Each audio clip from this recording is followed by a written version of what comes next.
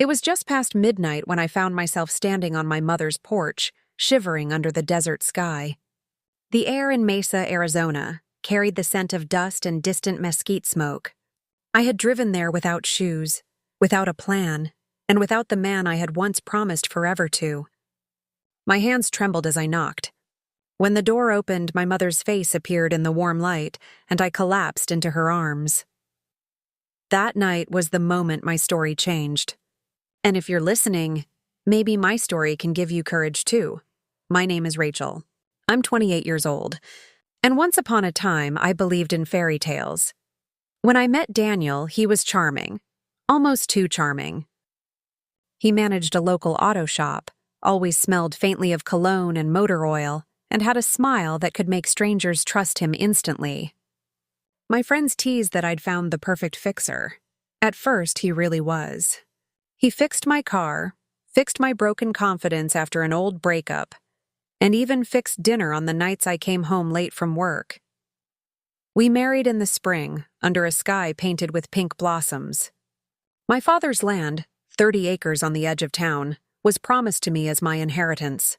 I thought Daniel loved me for who I was, not what I had. Looking back, maybe I should have asked more questions. The first red flag came small. He began checking my phone. At first, he said it was to protect me. Then he started questioning my friends, complaining that I spent too much time with them.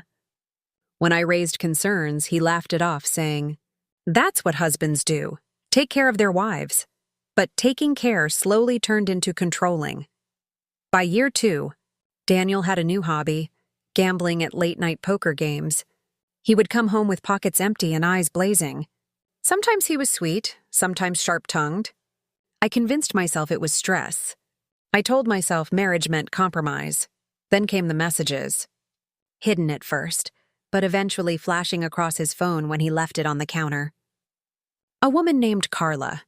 Promises, late-night plans, and words that burned like acid. Once the land is ours, everything will change. One evening, I confronted him.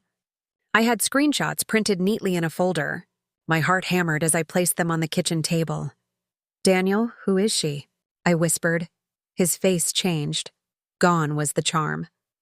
What replaced it was cold calculation. He didn't deny it. Instead, he sneered, "Don't ruin this for us. That land is the only thing that matters. You'll sign it over, one way or another." In that moment, something inside me cracked. I realized I wasn't just dealing with betrayal. I was dealing with a plan. My husband wasn't just unfaithful. He was greedy, dangerous. That night when he stormed out, I packed a bag, grabbed the deed papers my father had left me, and drove barefoot to my mother's house. The next morning, my mother, strong and steady, brewed coffee and listened. She didn't tell me I was overreacting. She didn't tell me to give him another chance. She said 4 simple words: "We build with truth." That phrase became my armor. We started documenting. I saved the threatening texts. I kept the screenshots of his affair. My mother's neighbor even shared her security footage, showing me arriving barefoot, shaken, with a bag in hand. Proof that I had fled in fear. I also visited a doctor. She noted the bruises on my arms. Light, but real, from when he had grabbed me during our fight. She wrote everything down in my medical file. More documentation, piece by piece, a story was forming, not just in my heart, but on paper. Not everyone believed me. Rumors swirled. Rachel left because she's dramatic. Daniel's such a good guy. Small towns have a way of siding with the man who smiles more in public. But then came an unexpected ally. Carla, the woman I thought was my enemy. She reached out, shaky voice on the phone. "Rachel, I didn't know about you. He told me you were selling him the land to escape your family. When I found out the truth, I couldn't keep silent. She showed me messages, Daniel's promises to take care of her once my inheritance was in his hands. His plan was bigger than infidelity. He wanted the land, the money, the entire future built by my father's hands. For the first time, I realized I wasn't alone. By the time we walked into court, the story had shifted. No longer whispers, no longer fear. The courtroom was packed with neighbors, curious eyes, and skeptical faces. Daniel sat across from me, smug in a pressed suit. His lawyer painted me as an emotional wife, inventing stories out of jealousy. But then the evidence began to flow. Exhibit A. Screenshots of Daniel's texts, promising land that was never his. Exhibit B. Medical records documenting bruises and stress. Exhibit C. Security footage of me arriving terrified at my mother's door. Exhibit D. Messages from Carla, showing his betrayal to both of us, each piece chipped away at his mask. By the time Carla testified, voice trembling but strong, the courtroom murmured. Daniel's charm cracked. His eyes darted like a cornered animal. Finally, I stood. "I am not here for revenge," I said. "I am here because the truth matters. My father's land is not for sale. My dignity is not for sale. And no woman's safety should ever be bartered for a man's greed." The judge's gavel echoed like thunder. The ruling. The forged paperwork Daniel had tried to file was void. My land restored. A restraining order placed. Financial investigation launched. And Daniel? Led out in handcuffs, his confidence finally broken. Justice didn't erase the pain. Nights were still hard. Sometimes I woke shaking, hearing phantom footsteps at the door. But healing began in small ways. Therapy sessions where I learned grounding techniques, naming 5 things I could see, 4 I could touch, 3 I could hear.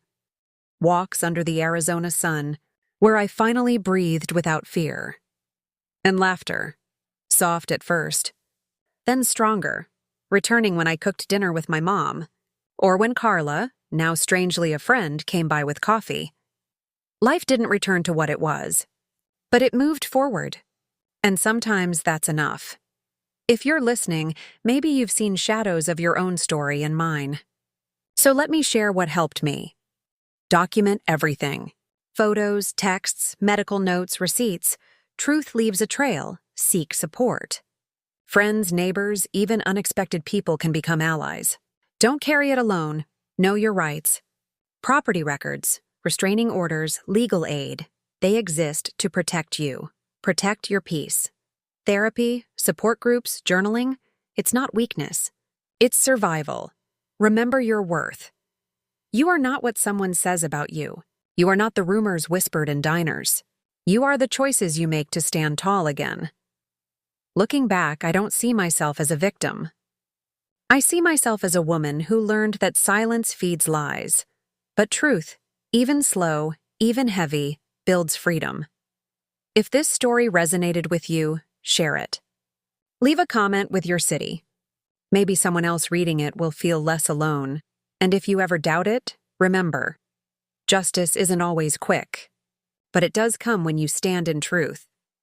Thank you for listening to this true-style justice story. If you want more stories of courage, betrayal, and redemption, subscribe now and turn on notifications. Your support helps us share more voices that deserve to be heard.